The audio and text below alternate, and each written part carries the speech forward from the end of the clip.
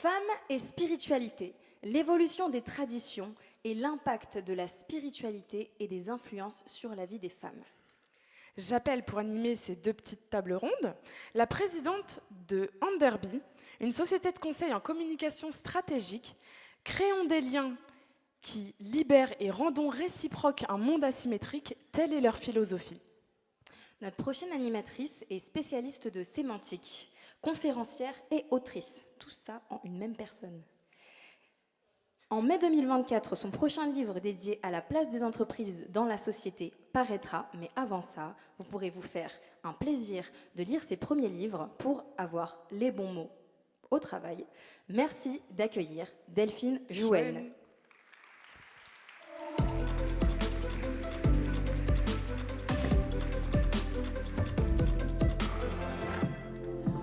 Bonjour à tous, on m'a dit de m'installer au milieu, donc je vais m'asseoir confortablement. On va parler des femmes et de la spiritualité. Pour ce faire, je vais appeler et leur demander de me rejoindre sœur Nathalie Bécard, s'il vous plaît. Claire Moléon, Tristan Bannon, et Shems Eddine Ofiz, s'il vous plaît. Merci d'être avec moi. Merci d'être avec nous pour cette table ronde Femmes et spiritualité. Alors, juste en introduction, quand on m'a parlé de ce thème, je me suis dit, bon, il va falloir l'aborder sérieusement. Et première chose que j'ai faite, c'est que j'ai regardé sur Google et j'ai tapé Femmes et spiritualité. Et le premier site internet qui est sorti, c'est Féminin Bio. Avec comme phrase l'éveil spirituel, une qualité innée chez les femmes. J'ai tapé la même thématique en mettant homme et spiritualité, et là je suis tombée sur Cairn, qui est un site d'information et de recherche. Donc je me suis dit qu'on avait quand même un petit peu de temps et de choses à rattraper ensemble. L'objectif, on n'a pas beaucoup de temps, on a 34 minutes, d'aborder ce sujet qui mériterait finalement d'y passer pratiquement une journée, voire plusieurs jours. On va essayer de l'aborder parce que c'est un sujet qui peut être un peu épidermique, donc on va l'aborder avec beaucoup de nuances, de précautions, et c'est pour ça que j'ai des interlocuteurs de grande qualité qui vont m'accompagner pour ce moment. Alors peut-être, je vais commencer avec vous, sœur Nathalie Bécard. Vous êtes religieuse Xavier, vous êtes aujourd'hui sous-secrétaire du synode et vous êtes la première femme à cette fonction. Donc je vais peut-être vous laisser vous présenter, nous expliquer ce que c'est que le synode, parce que je ne suis pas persuadée que tout le monde sache exactement ce que c'est et quelles sont vos fonctions aujourd'hui au sein de ce synode. Voilà, donc moi j'arrive de Rome, je suis en mission au Vatican où j'ai été nommée par le pape François il y a tout juste 3 ans comme numéro 2 de cette instance qui s'appelle le secrétariat général du synode. Auparavant, ça avait toujours été un évêque qui tenait ce rôle, et en fait le pape François a décidé pour l'Église catholique de lancer un grand processus de consultation de tous les baptisés, donc ça veut dire aussi écouter les femmes, à travers tout un processus qui part de la base, qui se fait dans le monde entier, avec différents niveaux. Voilà. Et ce processus a permis et continue de permettre de faire entendre davantage la voix des femmes et de leur donner aussi beaucoup plus de place, parce que de partout dans le monde, il y a un appel urgent à engager davantage les femmes dans les processus de décision et la gouvernance, y compris dans l'Église. Donc je suis au service de ce processus. Merci beaucoup. Je vais passer la parole à Tristan Bannon. Vous êtes romancière, essayiste. Vous travaillez également au magazine Franc-Tireur. Et vous avez publié l'an passé un livre intitulé « Toutes les religions sont sexistes ». Oui, même intitulé un peu plus violemment « Le péril Dieu », on peut le dire. Oui, c'est un livre que j'ai écrit en fait parce que j'avais avant ça écrit un essai qui s'appelait « La paix des sexes » et qui visait à proposer un féminisme un peu plus nuancé que certaines féministes le faisaient. Et dans ce livre, j'avais un chapitre qui concernait le seul sexisme systémique qui, à mes yeux, demeure sur notre terre, c'est le sexisme systémique religieux, quelles que soient les religions, pas spécifiquement la religion catholique. Les 3 religions du livre sont assez assez dur envers la femme, on va dire. Et j'en voulais à ces féministes de ne pas s'attaquer à ce féminisme-là au motif que la religion, ça se respecte et on n'y touche pas. Et quand j'ai eu fini de faire la promotion de ce livre, je me suis dit qu'il fallait être un petit peu cohérente et que si je leur en voulais de ne pas le faire, il fallait le faire. Sinon, il y avait quelque chose qui n'allait pas. Et donc, j'ai écrit ce livre en remontant à la genèse de chacune des 3 religions pour essayer d'expliquer ce que chacune avait de patriarcal en elle et d'où ça venait, parce que ça a une origine et un sens. Enfin, c'est-à-dire qu'au départ, c'est assez sensé qu'elles soient patriarcales, puisqu'elles sont nées dans un contexte patriarcal et qu'elles ne sont que le prolongement de ça. Et j'ai tenu dans ce livre à faire une différence entre les religions qui ont institutionnalisé un patriarcat qui leur préexistait, qui est un patriarcat de fait, mais qui de fait l'ont rendu inattaquable, puisque quand ça vient de Dieu, on ne peut plus attaquer, et les croyants et l'hypothèse d'un Dieu, quel qu'il soit. C'est-à-dire que je n'ai jamais voulu m'attaquer aux croyants, chacun est libre de croire en ce qu'il veut. Moi-même, j'aurais beaucoup aimé être croyante, je trouve que ça doit avoir quelque chose de très rassurant. Malheureusement, ça ne s'est pas trouvé. Mais voilà, très sincèrement, j'ai de proches amis qui sont très croyants et j'ai rien contre ça. J'en ai contre ceux que j'appelle les marionnettistes de droit divin, qui sont ceux qui ont instrumentalisé Dieu pour asseoir des théories patriarcales et les rendre, si ce n'est plus digestes, en tout cas impossibles à contrer. Merci beaucoup. Nous allons aussi échanger avec Claire Moléon, qui travaille à la chaire UNESCO et qui a la particularité de vivre dans un ashram, dans le ashram d'Ama. Alors peut-être que Claire, tu vas pouvoir nous expliquer un peu ce que c'est qu'un ashram et qui est Ama. Merci.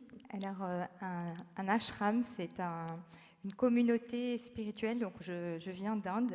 J'ai Elisabeth Moreno, mais elle est venue me chercher au fin fond du Kerala. Donc c'est tout au sud de l'Inde, côté ouest. Il fait beaucoup plus chaud là-bas.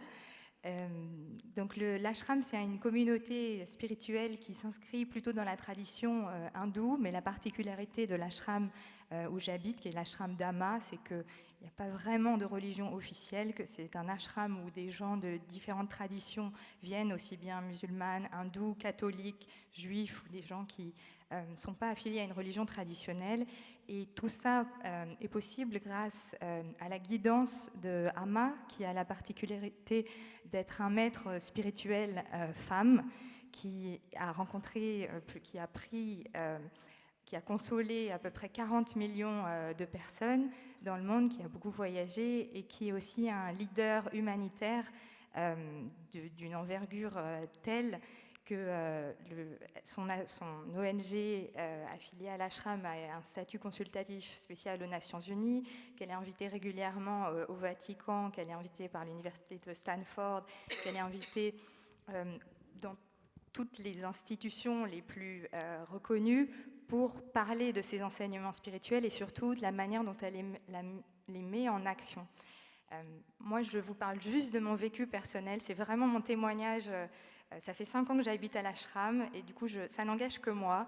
Mais ce que je constate depuis 5 ans, c'est la première personne que je vois qui consacre chaque minute, chaque heure, chaque jour de sa vie, en tout cas pendant les 5 dernières années, mais j'ai entendu que ça remontait à plus longtemps, à consoler, à aider les autres. Et le message d'Ama, son message spirituel premier, c'est l'essence de la spiritualité, c'est la compassion, et c'est la compassion en action. Et c'est donc aider les autres, et principalement, pas principalement, mais parce qu'il y a beaucoup à faire, surtout en Inde, les femmes. Et donc j'ai la chance aujourd'hui, donc j'ai fait ce choix à 180 degrés, de venir, de passer d'un environnement où je travaillais comme avocate d'affaires à Paris. J'ai fait des études très instables, pour reprendre les mots d'Élodie da Silva, et je ne m'attendais pas du tout à faire ce virage à 180 degrés, mais aujourd'hui, ça m'a permis de placer la spiritualité vraiment au cœur de ma vie, et c'est ce qui me permet aujourd'hui d'être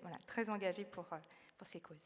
Et nous accueillons également Shems Eddin Hafiz, le seul homme qui sera présent et qui représentera. Vous êtes avocat, recteur de la Grande Mosquée de Paris. Est-ce que je peux vous laisser vous présenter? Puis après, on rentrera plus précisément dans notre sujet.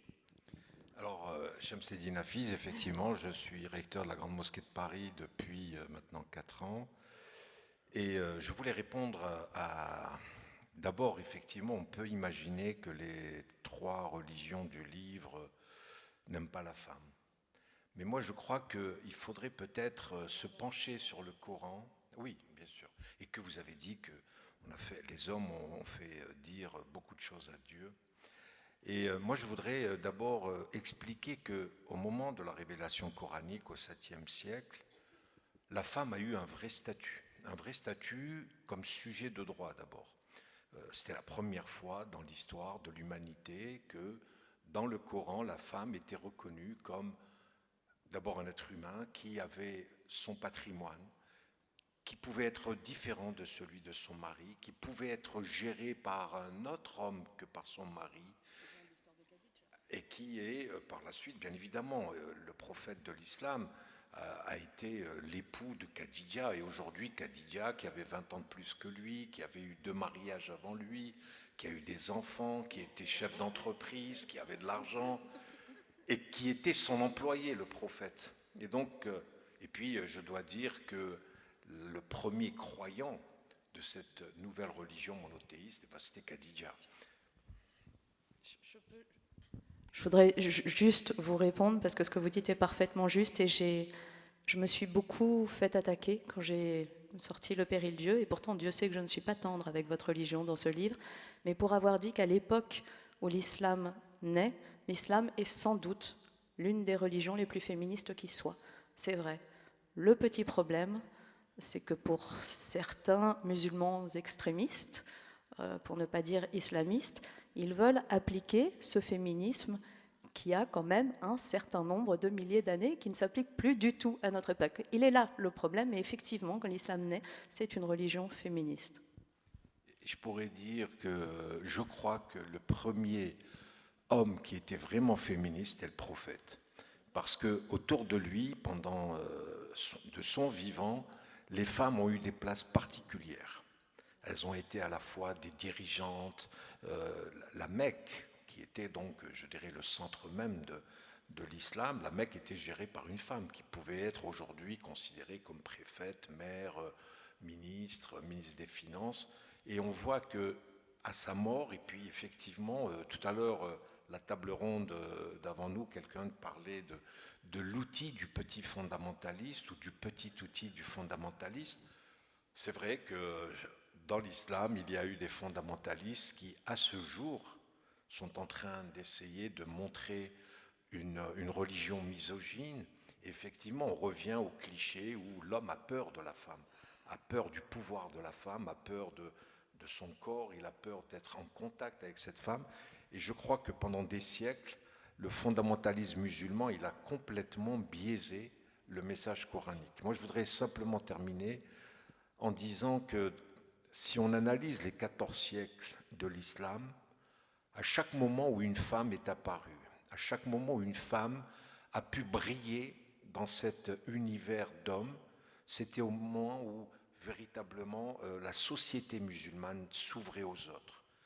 Aujourd'hui, malheureusement, les sociétés musulmanes sont totalement fermées, et c'est pour cela que nous prenons le risque, moi en tant que recteur de la Grande Mosquée de Paris, pour dire, j'ai dit il y a 2 jours, j'ai invité un certain nombre de femmes, dont il y en a une dans la salle, qui est la présidente de cette fondation, et je disais que pour moi, la femme est l'avenir de l'islam. Et tout à l'unisson m'ont dit, non seulement les femmes sont l'avenir de l'islam, mais elles sont l'avenir du passé, du présent, du futur, du monde et de l'univers, et je crois que c'est la réalité. C'est ce que vous m'aviez dit pendant... Quand on avait échangé pour préparer cette table ronde, vous me disiez que justement les versets qui parlaient de la femme dans le Coran étaient totalement révolutionnaires, d'après vous. Absolument. Il y a un certain nombre de versets. Alors il faut aujourd'hui faire 2 réserves. Non, mais c'est ce que j'allais dire. comme je sais que vous avez fait un livre en prenant beaucoup d'exemples et en travaillant là-dessus, donc je voudrais d'abord préciser que nous sortons d'une période qu'on avait appelée la période anté-islamique, de la jahiliya, de l'ignorance, et effectivement il y avait un certain nombre, je dirais, de pratiques et qu'il a fallu combattre à ce moment-là, il a fallu prendre un certain nombre de mesures. Mais il y a effectivement d'abord le problème de la traduction. Moi je voudrais que ceux et celles qui s'intéressent à l'islam fassent très attention à la traduction, parce qu'il faut savoir que lors de la révélation coranique, donc de ce Coran, qui pour nous musulmans est le message divin qui est venu à travers l'ange Gabriel au prophète de l'islam, c'est un message divin en langue arabe, mais à l'époque il n'y avait pas de grammaire de la langue arabe. La langue arabe était totalement une langue de tribu. Ce n'est qu'au 8e siècle, donc 100 ans plus tard, qu'on a commencé à établir la grammaire.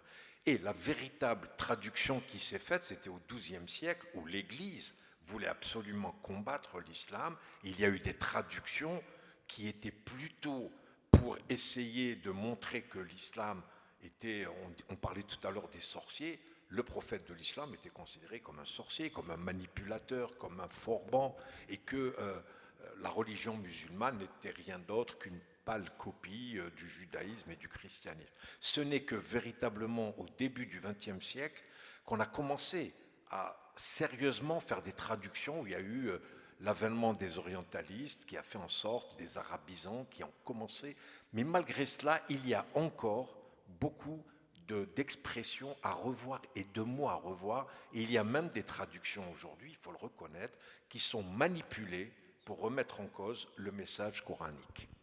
Je vais passer aussi la parole à sœur Nathalie Becker. Vous m'expliquiez que dans les Écritures saintes, dans les traditions, il y avait la reconnaissance de l'égalité homme-femme. Est-ce que vous pouvez nous éclairer ? Oui, pour les chrétiens, dans la Bible, la manière dont on la comprend aujourd'hui, il y a l'homme et la femme sont considérés comme des partenaires égaux. Voilà. Moi, ce que je voudrais dire, c'est qu'en fait, la religion, on la vit toujours dans la société. L'Église, elle n'est pas sur la Lune, c'est des hommes et des femmes comme vous et moi. Et ce qu'on peut voir, vous savez, il y a 1 an au Vatican, j'ai eu la chance de participer à une rencontre vraiment qui m'a beaucoup marquée, organisée par ce qu'on appelle le Dicaster pour le dialogue interreligieux, donc le ministère qui s'occupe du dialogue interreligieux. On était des femmes du monde entier, de 12 religions différentes. Il y avait des femmes rabbins, il y avait des femmes, beaucoup dans leur religion, qui étaient les premières femmes à avoir des responsabilités comme ça. Toutes ont dit, en partageant leur expérience, dans nos Écritures saintes, d'une manière ou d'une autre, comme vous venez de le dire dans le Coran, comme on le comprend aujourd'hui dans la Bible, on a cette égalité, ce respect mutuel entre hommes et femmes. Dans la réalité concrète, dans ce qu'on vit, c'est pas ça. Voilà.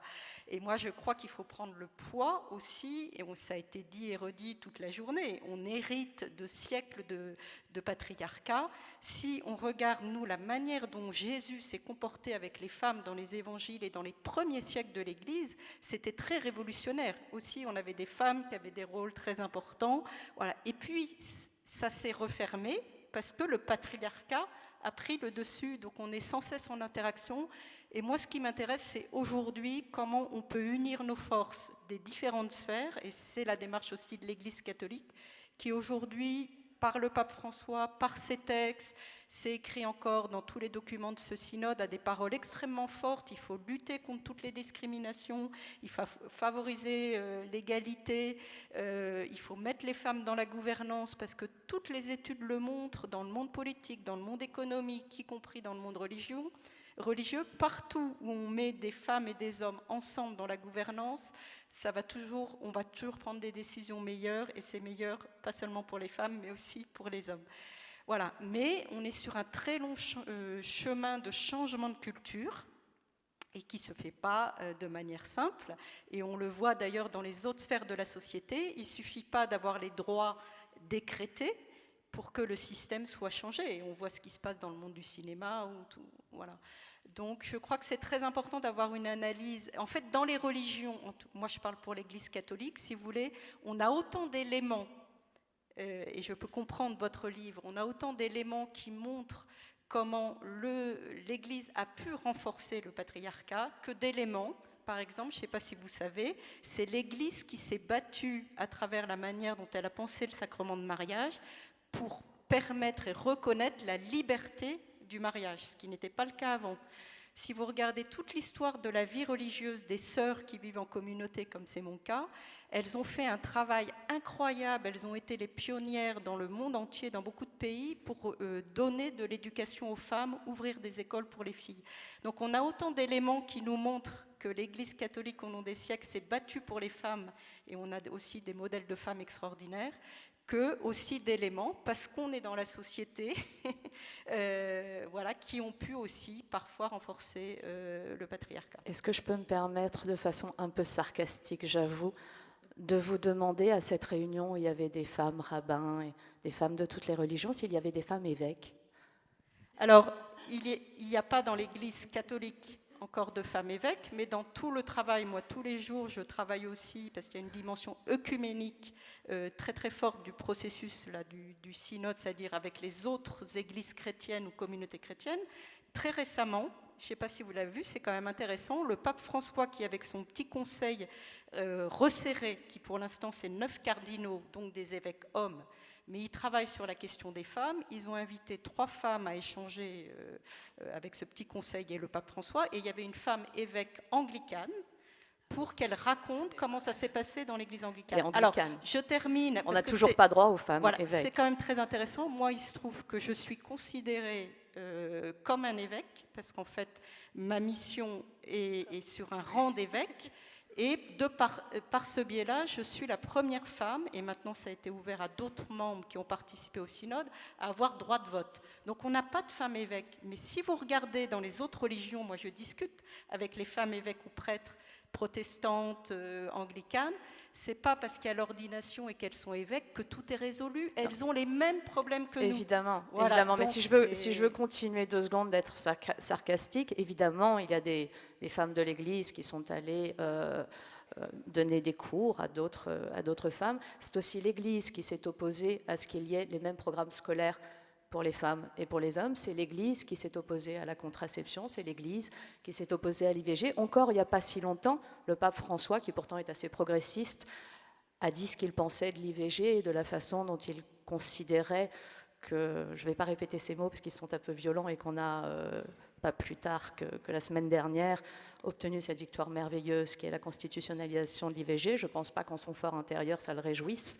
vu les propos très durs qu'il a eus sur l'IVG. Donc je pense quand même que malgré tout, même si je trouve extraordinaire, et je vais vous dire, quand j'ai sorti mon livre, j'ai eu des femmes féministes, membres de confréries religieuses, qui m'ont remerciée parce qu'elles essayent comme vous de changer de l'intérieur les choses. Et je trouve ça merveilleux. Malgré tout, vous faites quand même partie d'une structure, puisque c'est une structure qui n'est pas éminemment féministe. Alors, ça dépend ce qu'on entend par féministe. Moi, ce que je vois, qui est très intéressant, et vous voyez, encore hier, il se trouve que j'étais sur une journée, j'intervenais par visio sur une journée d'études sur la question femmes, religion, société, dans une dimension islamo-chrétienne. C'était organisé par Rabat, où c'était très intéressant la manière dont une musulmane présentait toute l'émergence des féministes musulmanes. Il y a aussi dans l'Église catholique un certain nombre de féministes. On sait qu'il y a une diversité de féminisme et que l'Église, elle bouge, et elle a bougé aussi sous la pression des féministes. Maintenant, la question, voilà, après, sur certains sujets, on peut l'éducation des filles, l'accès des femmes aux postes de responsabilité, l'Église se bat pour ça aussi. Sur d'autres sujets, effectivement, il y a une divergence de regard, parce que l'Église, ce qu'elle entend d'abord et ce qu'elle porte au plus profond, c'est la voix des plus pauvres, des plus faibles, des souffrances, et que sur cette question de l'avortement, elle n'a pas le même regard qu'un regard qui se positionne strictement du côté du droit des femmes. Donc il faut des nazis en gants blancs. Non.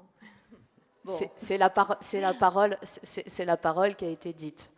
On va passer la parole à Claire, parce que voilà, Claire, quand je l'ai eue en ligne, j'ai eu très envie de partir en Inde dans la foulée, de prendre mon billet d'avion. Et justement, sur la place et le rôle d'Ama, donc peut-être que pour ceux qui ne voient pas qui est Ama, c'est cette personne qui fait des câlins et qui transmet finalement une forme de bienveillance, de chaleur, d'enveloppement spirituel. Et donc, qu'est-ce qu'elle fait au quotidien finalement pour améliorer et renforcer la place des femmes dans une société qui est aussi extrêmement conservatrice, notamment par rapport aux femmes? Merci. Je pense qu'il y a 3 manières peut-être dont Ama est en train de révolutionner, a déjà révolutionné, mais est en train de révolutionner la place des femmes en Inde. Il faut juste, pour vous replacer un petit peu le contexte de l'Inde, la place des femmes, le statut des femmes, extrêmement limité. Hier, on a vu un film, pour ceux qui étaient là, je ne sais pas si vous avez remarqué tous les visages des femmes qui étaient brûlés par l'acide. Il n'y avait pas le pays d'où ils venaient, mais je pouvais reconnaître soit l'hindi, soit des dialectes des langues d'autres États indiens. Donc il y a énormément de problèmes pour les femmes en Inde, même. Ça commence dès le plus jeune âge. Les petites filles n'ont pas le droit de rire, elles ne doivent pas courir, elles ne doivent pas faire de bruit. On dit que même les murs ne doivent pas les entendre. C'est dans cet environnement-là qu'Ama naît. Et donc la première manière dont elle révolutionne les choses, c'est déjà par son exemple. Elle naît dans une communauté de pêcheurs tout au sud de l'Inde. Et peu à peu, elle se rend compte en fait de la souffrance, de la misère des gens qui l'entourent, hommes et femmes, et qui viennent lui parler, qui se rendent compte qu'elle a quand même quelque chose de spécial. Du coup, les gens viennent la voir et lui confier leurs problèmes, et pour mettre un terme, pour les aider dans leur souffrance, elle les prend dans ses bras. Imaginez une jeune femme dans l'Inde rurale qui prend les gens dans ses bras, qui prend des hommes dans ses bras, c'est absolument révolutionnaire. Mais elle fait fi de ses détracteurs et elle continue sa mission d'aider les autres, et aujourd'hui guide des actions humanitaires extraordinaires avec des hôpitaux, avec des orphelinats, avec des écoles. Donc son exemple en tant que tel est assez extraordinaire. Moi, je travaille au sein du coup de la chaire UNESCO. Donc, les œuvres d'Ama à son université a été reconnue comme la chaire indienne pour l'égalité homme-femme. Donc, de par son exemple, déjà, c'est une manière révolutionnaire.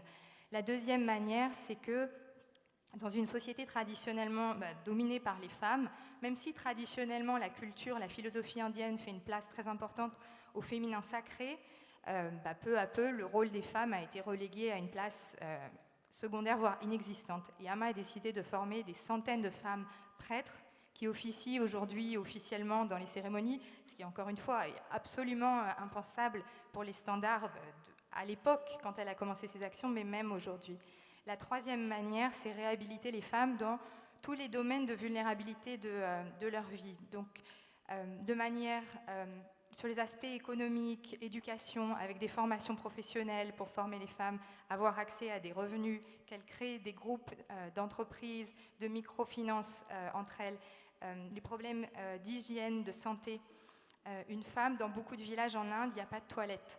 Ça veut dire qu'on fait dehors. Je ne sais pas si vous imaginez, pour les femmes et les hommes qui sont aujourd'hui là dans la salle, si vous ne pouvez pas aller aux toilettes, entre le moment où il commence à faire un petit peu sombre, on ne parle même pas du coucher du soleil, quand il commence à y avoir un petit peu moins de lumière, jusqu'à ce qu'il fasse grand jour. Parce que vous vous mettez tellement en danger à aller dehors qu'en fait vous êtes obligé de vous retenir. Je ne parle pas des sujets tabous, les règles où on utilise des torchons sales et du coup on a des problèmes, les femmes deviennent stériles. Donc Ama a lancé énormément de projets aussi, les femmes sont formées, créent des produits qui sont à la fois respectueux de l'environnement, des serviettes hygiéniques à partir de fibres de banane, mais aussi donc, le sujet des violences. On travaille énormément avec les forces de police, les militaires. Il y a eu 25 000 militaires qui ont été formés l'année dernière sur les sujets des violences.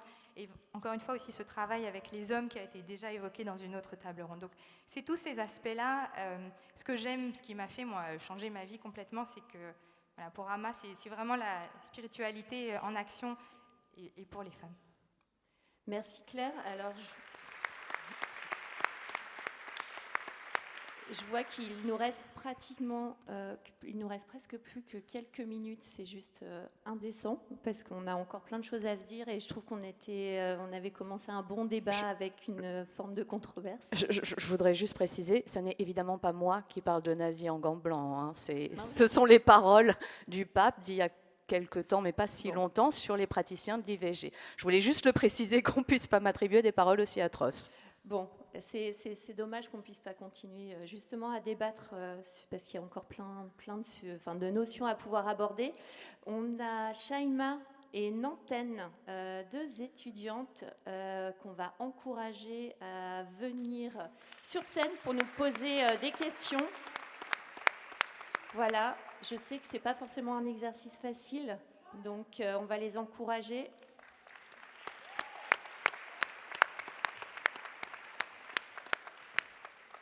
On va peut-être vous donner un micro. Allez-y. Hop, c'est parti. Bonjour à tous. Donc, je vais nous présenter. Nous sommes des Filleules Capital Filles. Donc, c'est une association qui met en relation des filles qui viennent de quartiers populaires avec des marraines dans le monde du travail pour encourager toute leur confiance en elles et les aider à réaliser toutes leurs ambitions. Voilà.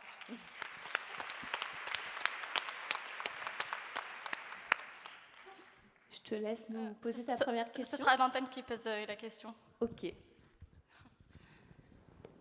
En vous écoutant parler, on s'est posé une question et on se demandait si finalement le vrai sujet, ce n'était pas l'interprétation que les hommes ont des textes religieux pour asseoir leur domination.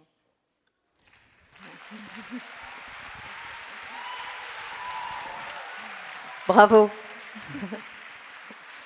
Je trouve ça très rassurant, cette question, parce qu'elle est très clairvoyante.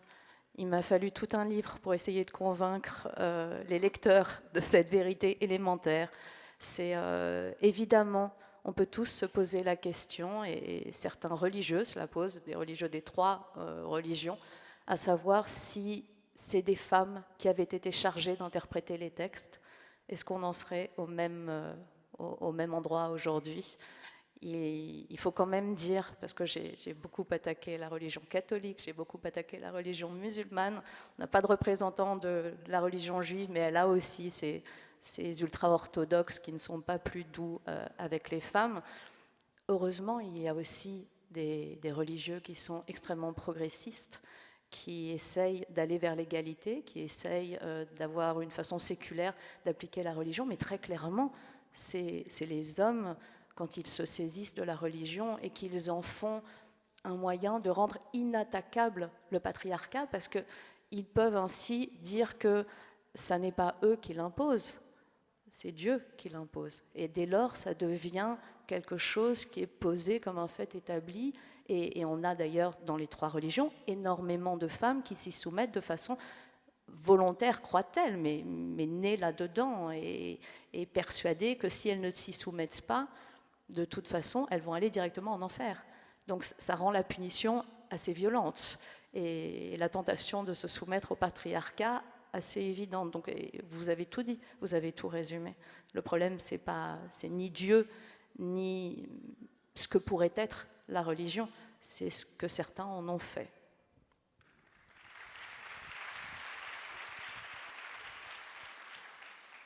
Moi, je ne crois pas qu'il faille dire que c'est les hommes ou les femmes qui vont écrire, qui vont changer les choses. Moi, je crois que même les hommes peuvent être de bonne foi, peuvent être, je dirais, objectifs dans leur approche. Et on sait très bien qu'il n'y a pas pire que de manipuler la religion. Quand on veut faire une guerre, on manipule la religion. Quand on veut dominer, on utilise et on manipule la religion. Et donc, qu'on soit un homme ou une femme, peu importe. L'essentiel, c'est que l'être humain puisse, lorsqu'il aborde ces questions, qui sont effectivement des questions d'interprétation d'un message divin, il faut essayer vraiment de coller, de chercher la vérité divine, et non pas d'essayer de s'attribuer à soi ce message divin pour, je dirais, des objectifs qui sont bassement terrestres, je dirais. Merci beaucoup. Merci pour votre question. Moi, ce que je voudrais souligner, ce qu'on voit effectivement, parce que l'histoire, et on était dans des sociétés patriarcales, ça a fait que ceux qui interprétaient de manière officielle la religion ont été des hommes, mais je voudrais souligner par exemple que dans la tradition catholique, on a aussi un certain nombre de femmes mystiques qui ont écrit des choses, mais parfois c'était moins connu. Et aujourd'hui, ce qui est très intéressant, c'est qu'on a de plus en plus de femmes formées en théologie, théologiennes, qui du coup interprètent aussi les Écritures avec leur regard. Voilà. Et c'est ça qui fait aussi, l'Église, elle est dans les catégories de pensée de son temps. Donc quand ça bouge, elle peut aussi réinterpréter d'une autre manière. Et la manière dont on pense aujourd'hui et on comprend la Bible par rapport à la question des femmes et aux relations hommes-femmes, je dirais, c'est ce dernier mot que je veux laisser, c'est l'enjeu de la réciprocité. Et que la question, c'est comment on passe d'une vision de domination des hommes sur les femmes à une vision de coopération, de partenariat, d'alliance, enfin on peut la décliner dans tous les sens, dans une vision de réciprocité où on est ensemble. On avait peut-être juste une dernière question, parce que là, il ne me reste plus qu'1 minute. Alors sinon, je vais faire comme Elisabeth, on va prendre un peu plus de temps.